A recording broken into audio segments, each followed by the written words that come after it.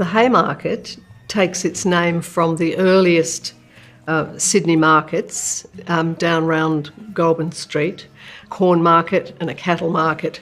And then in the 1860s, the City Council built a fruit and vegetable market on the site of the Capitol Theatre. Once the fruit and vegetables of Sydney were being sold from there, the Chinese market gardeners who lived in Waterloo, Randwick, down as far as Bunurong and also on the North Shore up to Willoughby, had quite a long trip into the market to sell their fruit and veg. So what they would do was they would come in at the beginning of the week and they would stay in that Haymarket area until they'd sold their produce, and then they would go home. Near where the Haymarket Library is today were dozens of old factories and workshops which people took over and rented to the Chinese for very small amounts of money.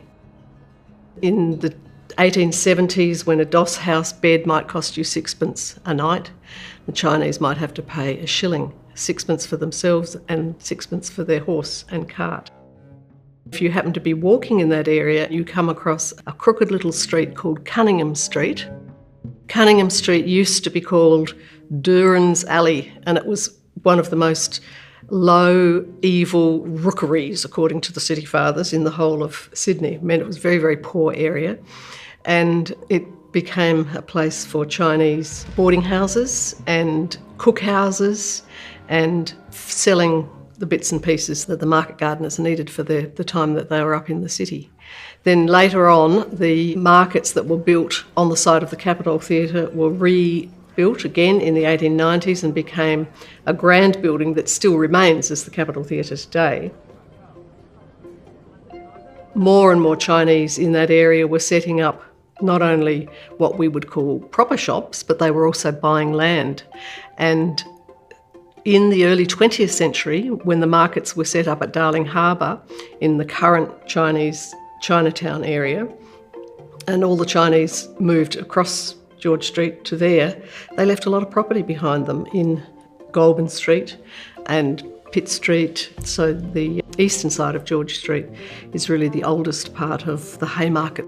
The East India Company that was trading from Canton and across into India and then back to Europe managed to get a foothold into Sydney fairly early on with Robert Campbell of the East India Company. His headquarters was in Calcutta, but he built warehouses at Circular Quay in 1801. The area where the markets were built in the 1910s, just known as Dixon Street, until the 1980s, when it was deliberately Chinesed, if you like, and given a Chinese flavour with the damens, the Chinese gates that were built and so on. And we started to call it Chinatown.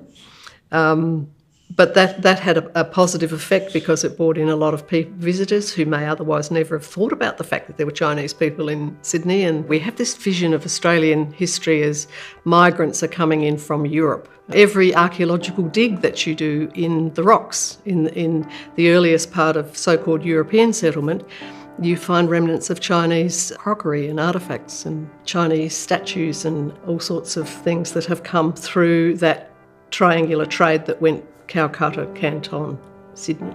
I mean, the side effect of that market garden story actually is that they prepared a lot of land for Europeans to sell off and subdivide. They took land that wasn't very fertile and wasn't very attractive and greatly improved it over a few generations of growing fruit and veg on it. Then your land is worth a lot more.